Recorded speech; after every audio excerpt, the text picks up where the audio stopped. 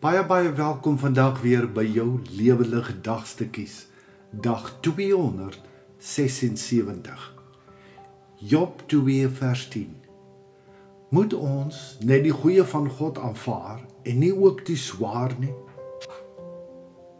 Elke seisoen van die lewe het sy eie smaak. In die proe en aanvaar daarvan groei ons tot fynproevers. Soet en suur seisoene. Het jy al 'n kindergesiggie gesien wat 'n soet lemoen of nartjie eet? Die gesiggies is vrolik, die sap drup by die ken af en daai eerste happie word dan gewoonlik gevolg deur 'n dis lekker. Maar sit nou 'n suurlemoenskyfie tussen die lemoenskyfies en hou dop. Die oomblik as hulle die suurlemoen proe, vertrek die gesiggie op 'n plooi en meeste van die tyd begin hulle as gevolg van die skok sommer dan huil. Hulle die heerlike soet van die lemoen verwag en word toe heeltemal onkant betrap deur die suur van die suurlemoen. Ai, wat 'n prentjie, maar ook 'n ontnigtering is dit nie vir hulle nie. Maar is dit nie ook maar soos wat die lewe is nie? Soms is die lewe soos die heerlike lemoen, soet, sorgeloos, vol voorspoed, liefde en lekker tye. Maar net so om die draai, loop ons onsself dan vas in 'n paar suurlemoen ervarings. Dinge trek skeef, mense stel jou teleur, jy word afgedank, of jy verloor iets of iemand wat jy liefhet. Dis nie lekker dinge nie, dis nie maklik nie, en dit is beslis nie soet nie. Job het dit baie goed verstaan. Hy het beide geproe. Hy het die lemoenseisoene gehad, gesondheid, rykdom, 'n groot familie, respek van sy gemeenskap, maar toe tref die suurlemoenseisoen. En hoe? Hy verloor alles, sy kinders, sy besittings, sy gesondheid, en dan sit hy nog met 'n vrou wat vir hom sê, hy moet God vervloek en sterf. Maar hoor net wat sê hy. Moet ons net die goeie van God aanvaar en nie ook die swaar nie? Sjoe, dis nogal iets om te sê wanneer jou hele wêreld so rondom jou in mekaar gestort het. Tog het Job dit aanvaar. Nie omdat hy 'n supermens of geloofsheld was nie. Hy het 'n paar lesse vanuit sy verhouding met God geleer. Hoekom kon Job dit aanvaar? 1.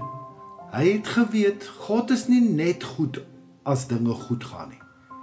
Meeste van ons kan getuig dat dit juis in ons suurste tye was, wat ons die grootste lesse by hom geleer het.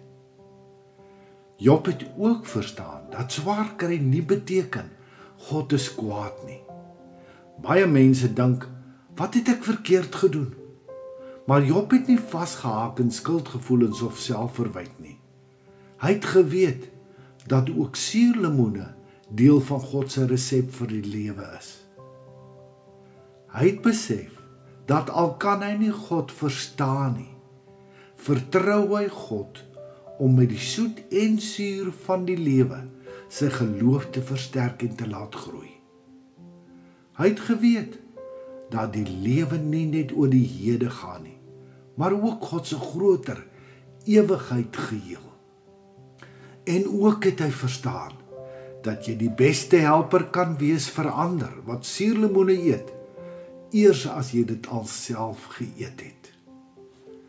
Die lewe is soos 'n sourworm. Hoe langer jy hom suig, hoe soeter word hy. Iets om oor na te dink. Hoekom dink jy is dit moeilik vir ons om die suurseisoene van die lewe te aanvaar? Wat kan ons doen om ook in die suurseisoene vreugde te vind? Hoe gaan jy vandag begin om ongeag van die seisoen waarin jy is, God te loof en te eer? Here, help my om u liefdevolle naby teenwoordigheid in elke seisoen van my lewe te ervaar en om u te vertrou om my die lesse te leer wat u weet ek moet leer. Amen. Mag jy vandag en elke dag van jou lewe in die soet en die suur seisoene van die lewe God se teenwoordigheid en sy liefde op 'n baie naby manier beleef. Liefde groete, Sjaal. Om elke dag 'n dagstukkie van Lewe Lig per WhatsApp te ontvang, is jy meer as welkom om net jou naam en nommer na die nommer te stuur wat hier vir jou aangedui is. Stuur dit asseblief per WhatsApp.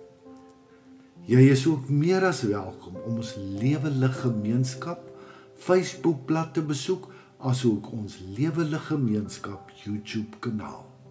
Shalom.